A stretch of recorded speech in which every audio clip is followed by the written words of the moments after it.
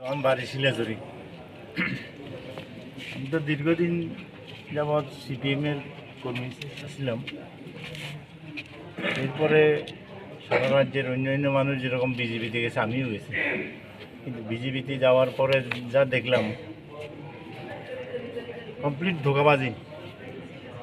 প্রত্যেকটা নেতা আমার সঙ্গে ধোঁকাবাজি করছে, কাজে এই পার্টিতে আর থাকার মতো পরিস্থিতি নেই। তখন আমি মহারাজের যে লক্ষ্য এবং উদ্দেশ্য যেটা, এটা অত্যন্ত মহৎ।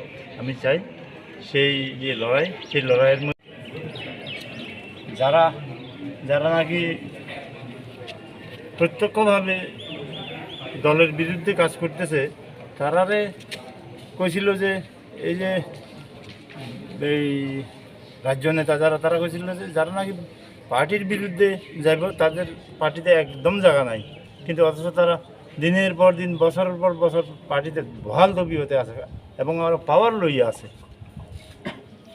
আমি কইছিলাম যে তারা যদি এরকম করে আমি আর থাকতাম না, বাড়ি গেছি, এই আর কি।